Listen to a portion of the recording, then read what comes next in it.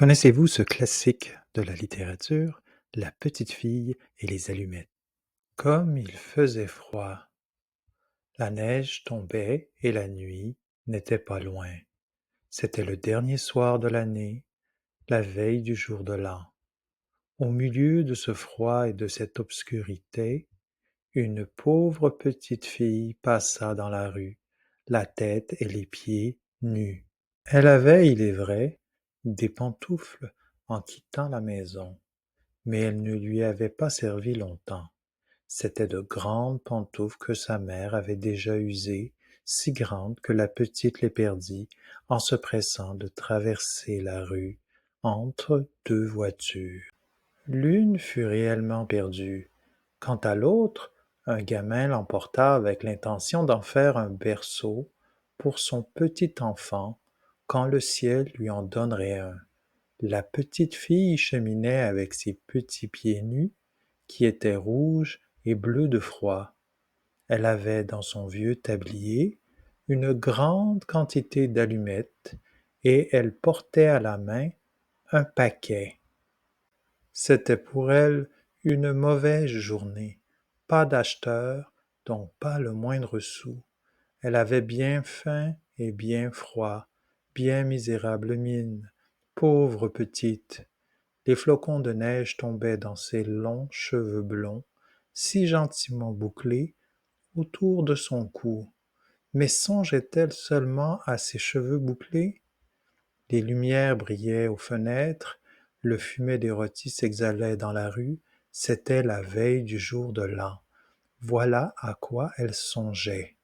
Elle s'assit et s'affaissa sur elle-même, dans un coin, entre deux maisons. Le froid la saisit de plus en plus, mais elle n'osait pas retourner chez elle. Elle rapportait ses allumettes et pas la plus petite pièce de monnaie. Son père la battrait, et du reste, chez elle, est-ce qu'il ne faisait pas froid aussi?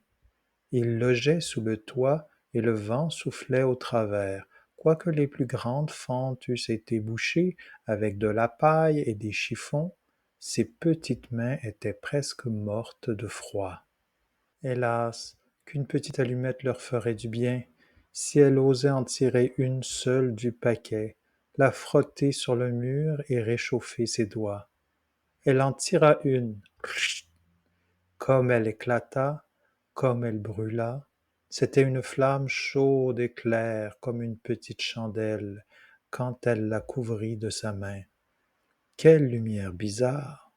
Il semblait à la petite fille qu'elle était assise devant un grand poêle de fer orné de boules et surmonté d'un couvercle en cuivre luisant. Le feu y brûlait si magnifique, il chauffait si bien. Mais qu'y a-t-il donc? La petite étendait déjà ses pieds pour les chauffer aussi. La flamme s'éteignit, le poêle disparut. Elle était assise, un petit bout de l'allumette brûlé à la main. Elle en frotta une seconde, qui brûla, qui brilla, et, là où la lueur tomba sur le mur, il devint transparent comme une gaze. La petite pouvait voir jusque dans une chambre où la table était couverte d'une nappe blanche éblouissante de fine porcelaine et sur laquelle une oie rôtie farcie de pruneaux et de pommes fumait avec un parfum délicieux. Ô surprise, ô bonheur! Tout à coup l'oie sauta de son plat et roula sur le plancher, la fourchette et le couteau dans le dos, jusqu'à la pauvre fille. L'allumette s'éteignit, elle n'avait devant elle que le mur épais et froid. En voilà une troisième allumée. Aussitôt, elle se vit assise sous un magnifique arbre de Noël. Il était plus riche et plus grand encore que celui qu'elle avait vu à la Noël dernière à travers la porte vitrée chez le riche marchand. 1000 chandelles brûlaient sur les branches vertes et des images de toutes couleurs, comme celles qui ornent les fenêtres des magasins, semblaient lui sourire. La petite éleva les deux mains, l'allumette s'éteignit, toutes les chandelles de Noël montaient, montaient, et elle s'aperçut alors que ce n'étaient que les étoiles, Une d'elles tomba et traça une longue raie de feu dans le ciel. C'est quelqu'un qui meurt, se dit la petite, car sa vieille grand-mère, qui seule avait été bonne pour elle, mais qui n'était plus, lui répétait souvent: Lorsqu'une étoile tombe, c'est qu'une âme monte à Dieu. Elle frotta encore une allumette sur le mur. Elle se fit une grande lumière au milieu de laquelle était la grand-mère debout, avec un air si doux, si radieux. Grand-mère, s'écria la petite, emmène-moi. Lorsque l'allumette s'éteindra, je sais que tu n'y seras plus. Tu disparaîtras comme le poêle de fer, comme l'oie rôtie, comme le bel arbre de Noël. Elle frotta promptement le reste du paquet, car elle tenait à garder sa grand-mère, et les allumettes répandirent un éclat plus vif que celui du jour.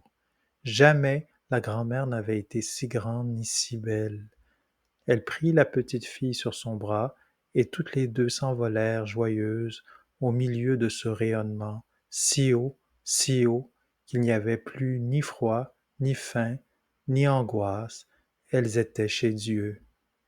Mais dans le coin, entre les deux maisons, était assise quand vint la froide matinée, la petite fille, les joues toutes rouges, le sourire sur la bouche, morte, morte de froid. Le dernier soir de l'année, le jour de l'an se leva sur le petit cadavre, assis là avec les allumettes, dont un paquet avait été presque tout brûlé. Elle a voulu se chauffer, dit quelqu'un. Tout le monde ignora les belles choses qu'elle avait vues, et au milieu de quelle splendeur elle était entrée avec sa vieille grand-mère dans la nouvelle année.